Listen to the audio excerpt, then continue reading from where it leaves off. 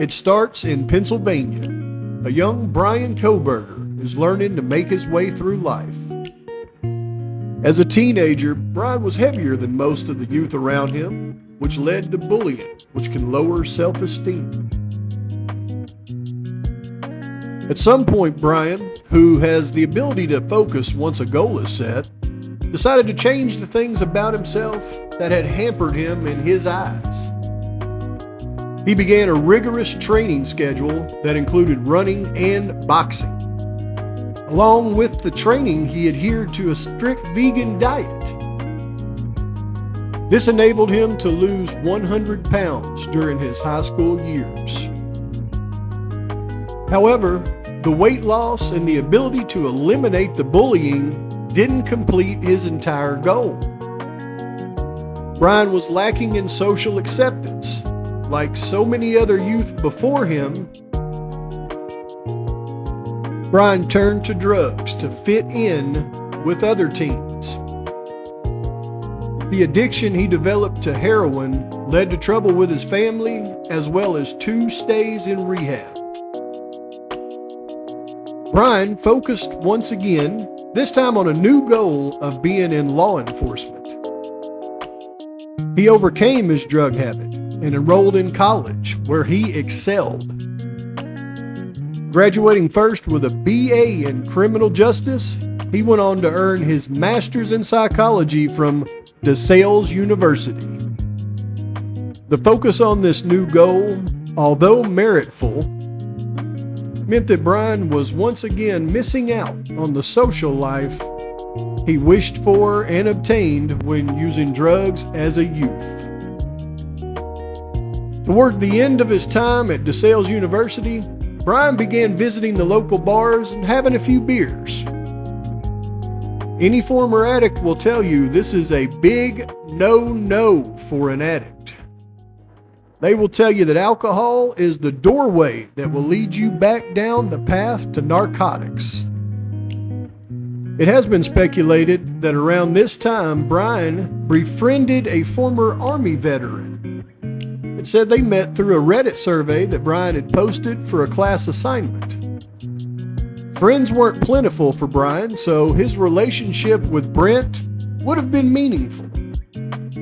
Brent had moved to Pullman, Washington several months before Brian graduated DeSales University. I have to believe this played a part in Brian's decision to apply to WSU.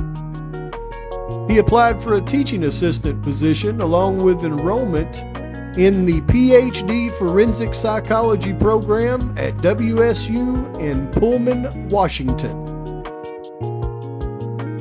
Brian was accepted, and his journey there was to begin in June of 2022. Pullman, Washington, the home of WSU, is located within a 10-minute drive to the neighboring university just across the state line into Idaho. The University of Idaho.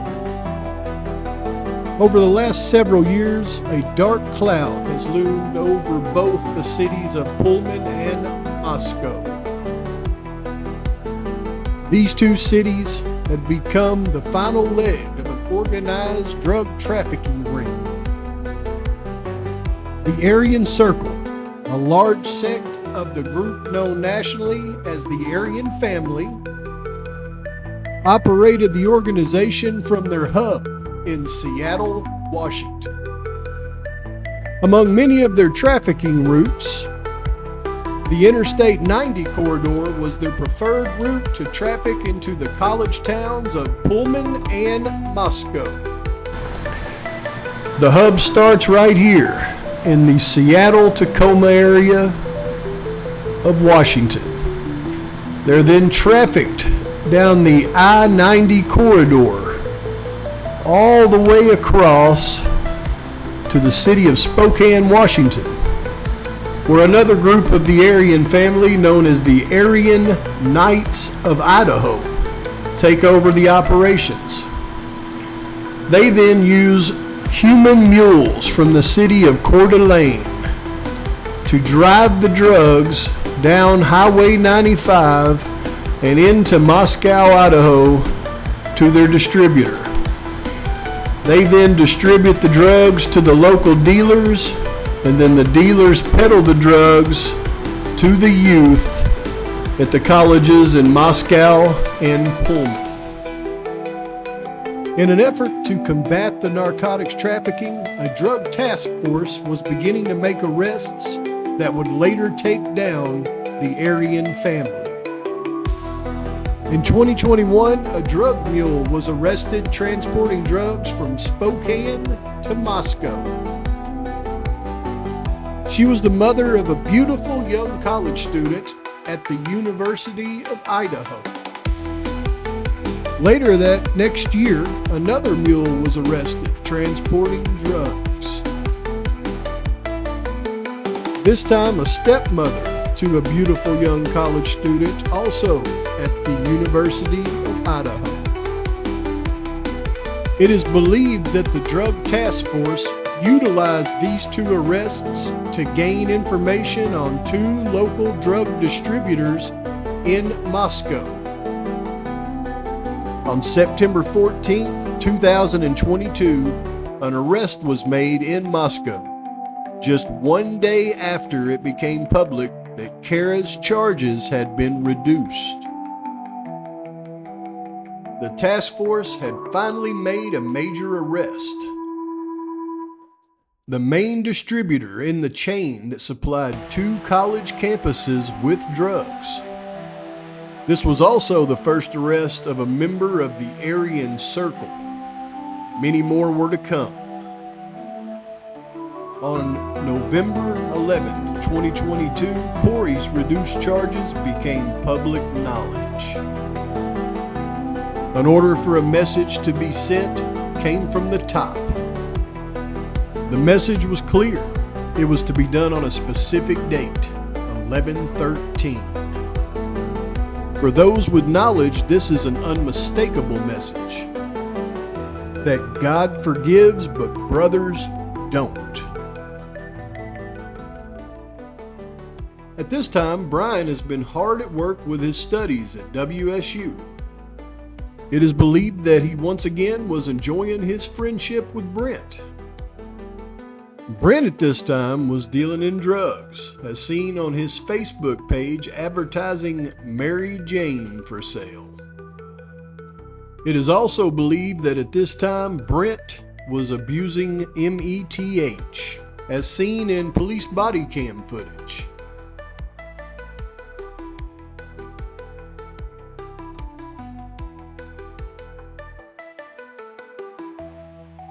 Like other dealers, Brent would have utilized the local distributors for his supply. Their home, located in Moscow, was only 1.5 miles from the King Road home.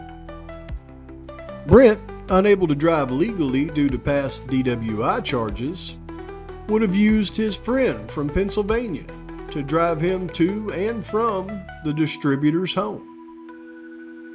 Brian was now showing clear signs of using meth as well. As stated in court documents, Brian was unable to find time to run, which is his main way to stay fit. He began staying up all night going for drives rather than sleeping. So at midnight or sometimes we do. Sometimes they made a noise in front of us. We wake up, and sometimes my wife wants to go outside to knock the door, but I stopped her. She never did. She never did.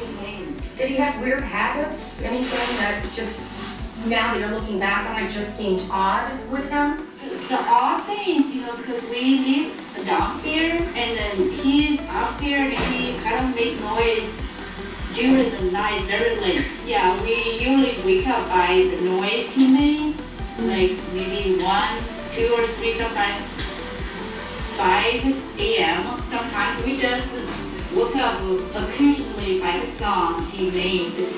We just feel like he always, and then not sleep during the night. We don't hear any sound during the daytime, but We heard a lot of, he's making sound during the night.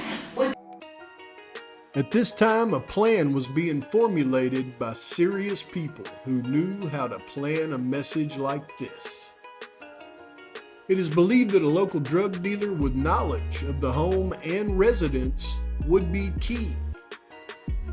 Undoubtedly, her friendship with the surviving roommates was the catalyst to their very survival. As this group knew so well, a hit like this would have repercussions. An investigation into the assailants wouldn't stop till an arrest was made. A fall guy would need to be put in place to give investigators a subject to arrest. It's likely a call was placed to Brent to pick up drugs at the distributor's house so that it would put him in the area at the right time. That wouldn't be enough, however. Evidence must be placed at the scene to implicate him. What better than the unaliving weapon itself? Or the sheath for that weapon? This would have been easily acquired from Brent during one of his many visits to the distributor's home. This was to be a prison-style hit. Vehicles and weapons to be placed at the scene in advance. Don't know much about this footage, but I wanted to share it and kind of show you where it was taken. As you can see, there's two signs and then the blue dumpster. And in the footage, you will be able to see those same things right here. You match up the two signs, the dumpster there, as the car is backing up. I don't know if that's an Elantra or what that is, but there's clearly a sunroof. I don't know. With the weapons, sheath, and getaway vehicle planted at the Linda Lane apartment several hours in advance, the plan was underway. The assailants would have walked to the King Road house, no weapons in hand in case they were stopped by law enforcement. The walk from the distributor's home was just a little over a mile. I believe 4 assailants walked from one direction and another assailant came in from the east. That car came by about 12:15, 12:14 a.m. right by this dumpster. Now, it's very possible, in my opinion, that they could have dropped something off, and this kid's here to pick this up. I want you to watch for yourself and tell me what you think.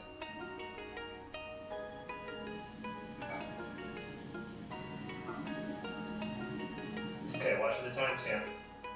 3:14 a.m., 11:13.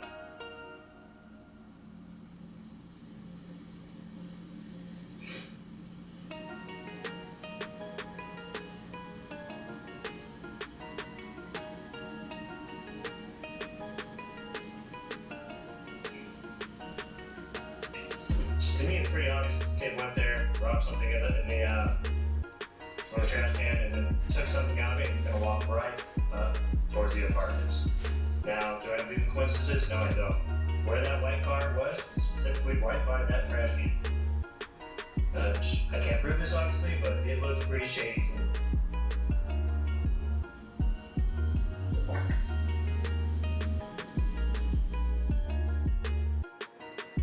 The 4 were not running towards Sigma Chi. They had followed this path up the hill.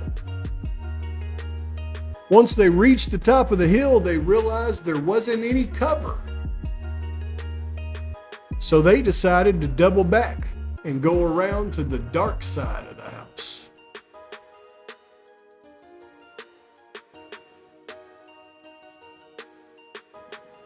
Here we see the other 4 assailants making their way to the house. That puts them arriving about the same time as the other one coming in from the east side.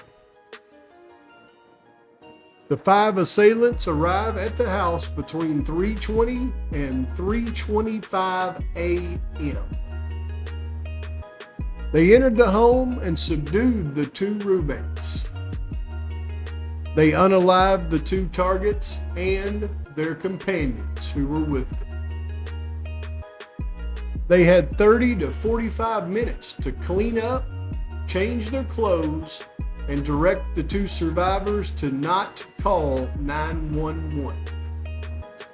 Brent's sheath was planted. so that the time of the crime coincided with the time Brent is supposed to be in Moscow. A DoorDash order was placed with Xana's phone. At 4:20 a.m., one assailant left on foot with weapons and clothes. They walked to the nearby storage facility only a half of a mile away.